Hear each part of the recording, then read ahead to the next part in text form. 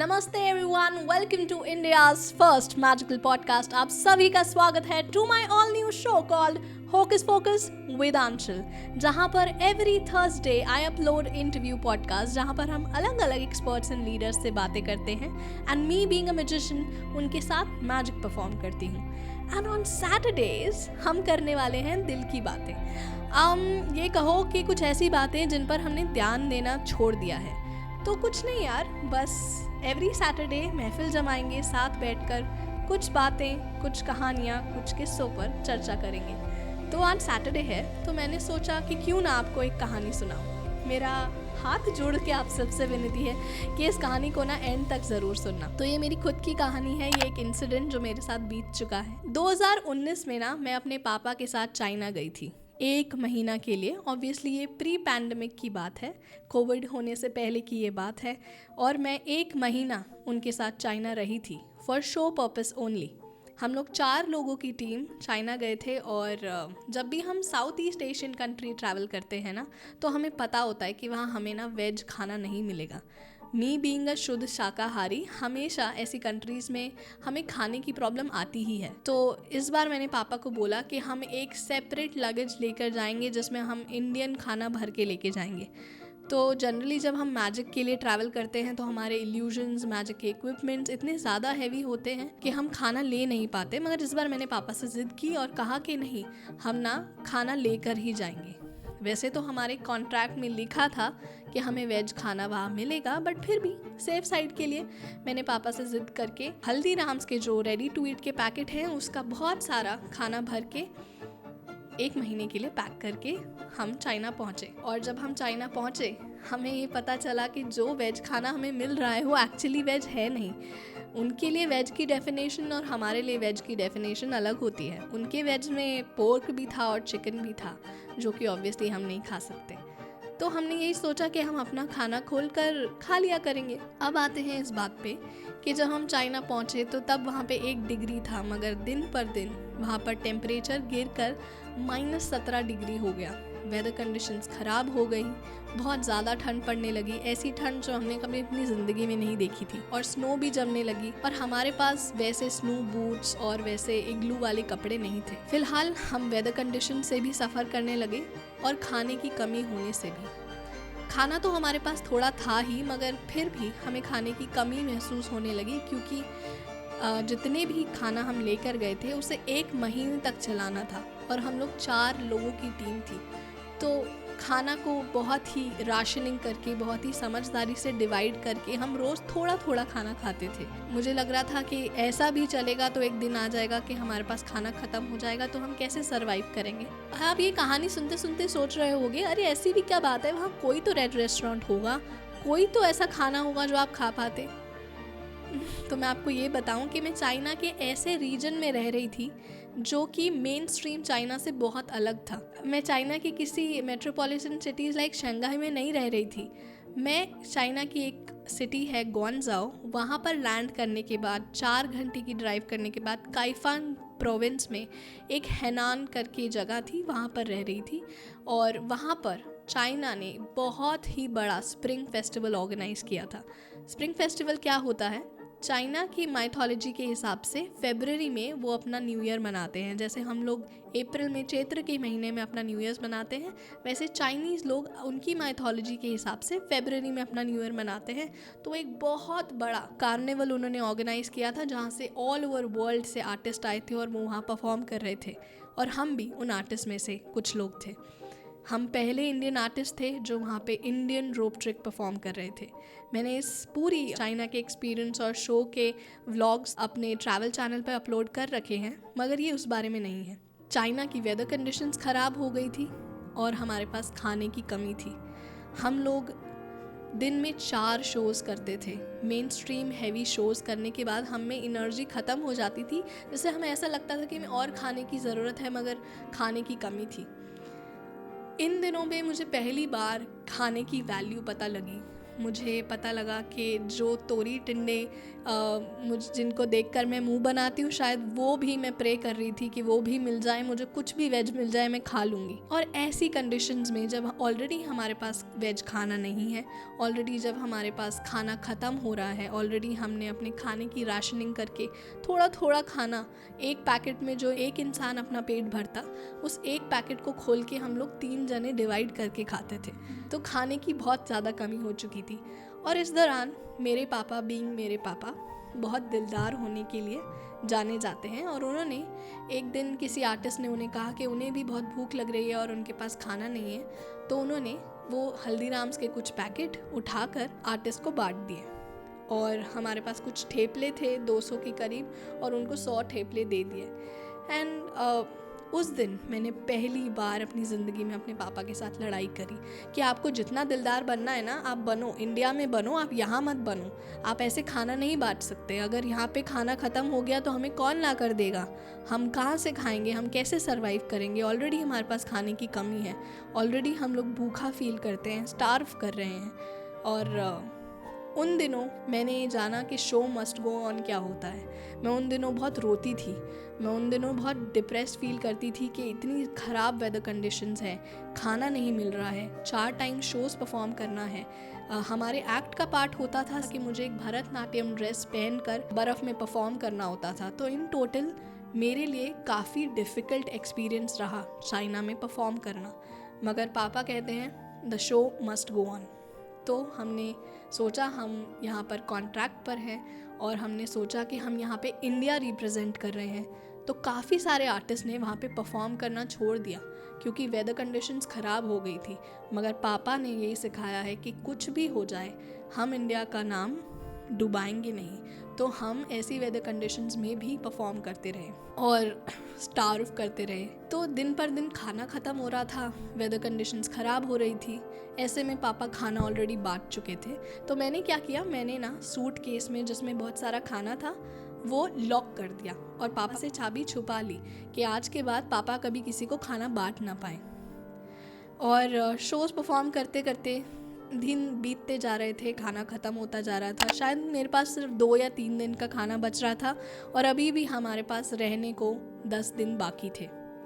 तो मैं इंटरनली बहुत परेशान थी कि अब जब ये खाना ख़त्म हो जाएगा तो हम कैसे सर्वाइव करेंगे।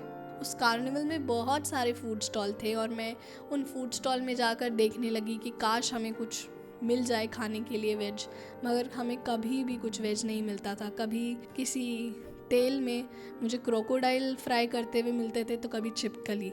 तो मेरे लिए बहुत ही ज़्यादा ट्रॉमेटाइजिंग एक्सपीरियंस था। अब ऐसे में एक शाम हम परफॉर्म करने वाले थे, और हम एक एम्फी थिएटर में परफॉर्म करते थे जहाँ पर हज़ारों की जनता हमें एक साथ देख सकती है और इंटरैक्ट भी कर सकती है। तो हमारा आखिरी स्लॉट था, चौथा slot of magic performance. And उस परफॉर्मेंस के दौरान एक लेडी आई और उन्होंने पापा को बुलाया, हाथ में वेव करके, हैंड वेव करके उन्होंने पापा को बुलाया कि वो पापा से बात करना चाहती हैं। पापा उनकी तरफ गए और उस लेडी ने बोला कि उन लेडी के जो फादर हैं वो मेरे फादर को जानते हैं, वो भी एक चाइनीज़ मैजिशियन हैं और वो मेरे फादर को जानते हैं। पापा सोचे कि उन्हें कैसे कोई जान सकता है यहाँ पे, तो वो कभी आए नहीं हैं। तो उन्हें बोला कि वो आपको थाईलैंड मैजिक कन्वेंशन में वो मेरे पापा से मिले थे। उस लेडी ने अपने पापा को वीडियो कॉल की और अपने पापा से मेरे पापा की बात कराई, और उन्होंने हमें इनवाइट किया कि हमारा यहाँ पे कैफ़े है, रेस्टोरेंट है, आप ज़रूर हमारे कैफ़े में आइए, शो ख़त्म होने के बाद आपको मेरी बेटी लेकर आएंगी। तो पापा ने उनका ये इनविटेशन वार्मली एक्सेप्ट किया। शो ख़त्म होने के बाद उन्होंने कहा आप हमारे साथ चलिए।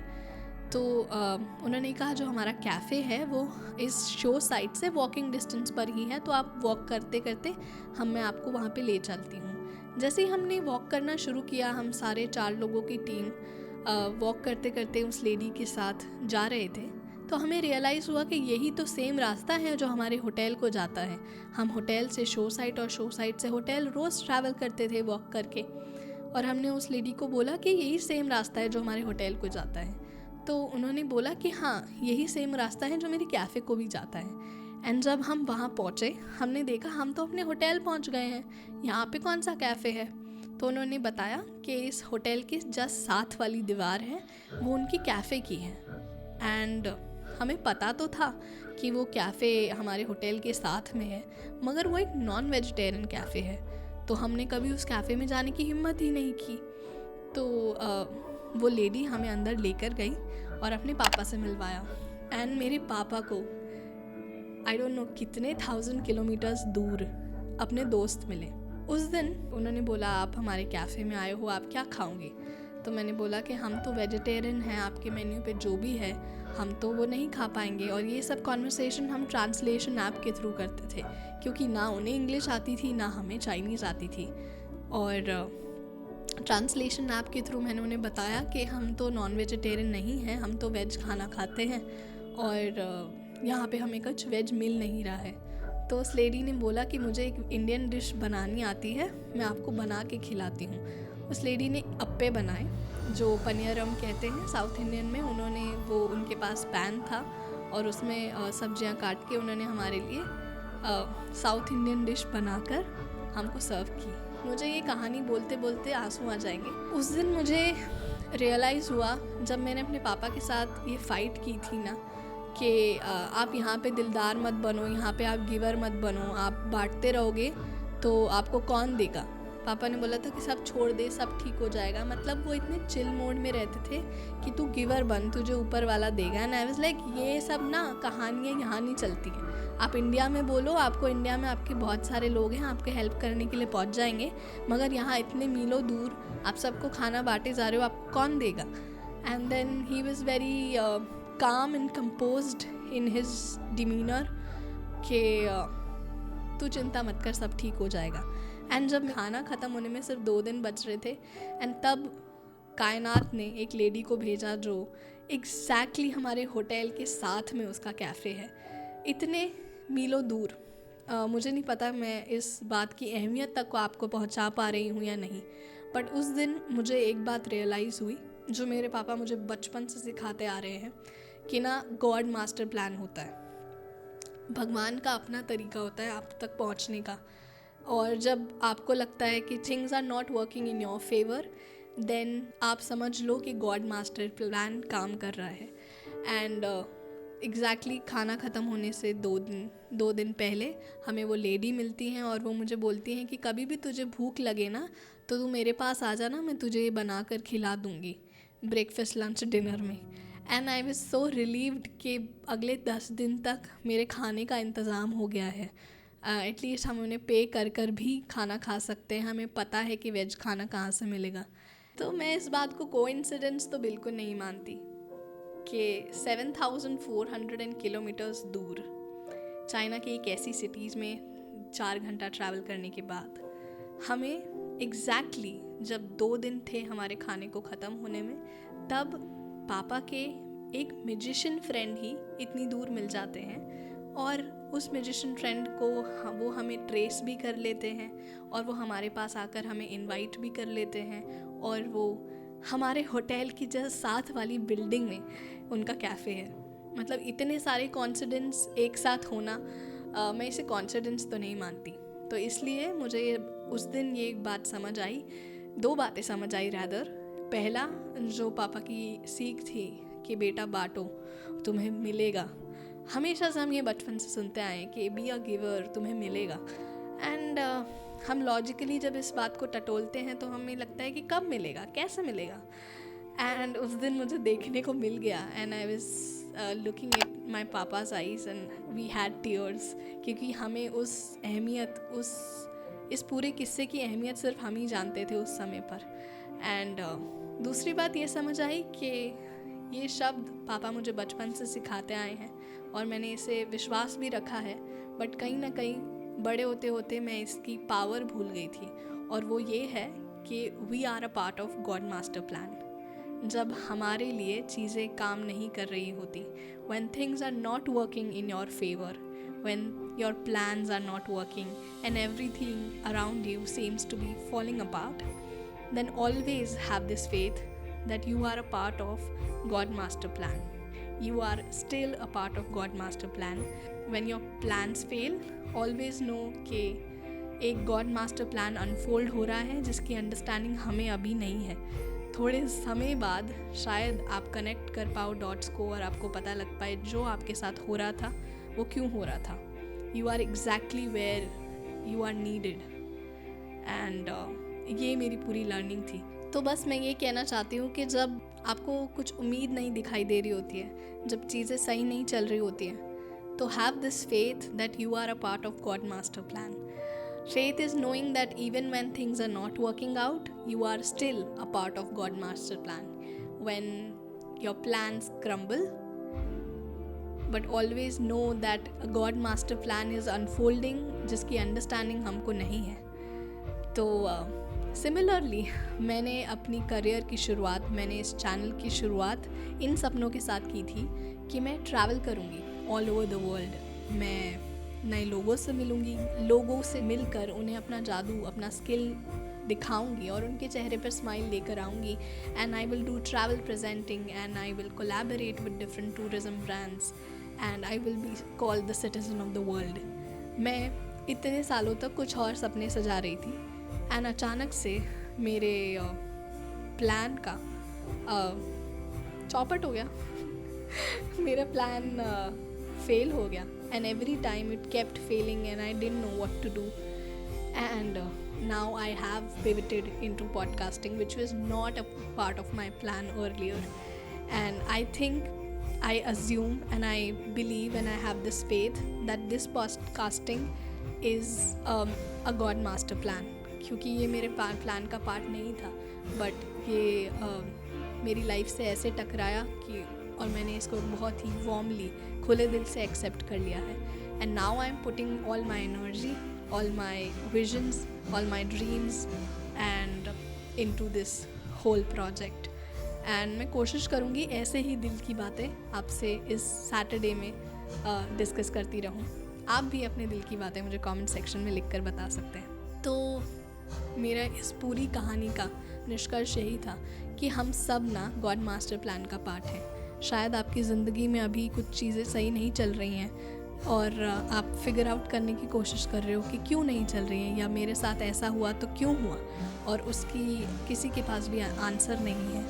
तो मैं बस यही कहना चाहूँगी कि please hold on and please have this faith and patience कि कुछ समय बाद you will be able to connect the dots कि आज जो आपकी ज़िंदगी में हो रहा है वो क्यों हो रहा है. तो गॉड मास्टर प्लान आपके सामने तभी आता है जब आप सरेंडर कर देते हो, जब आप समर्पित कर देते हो कि अब आप पे छोड़ दिया.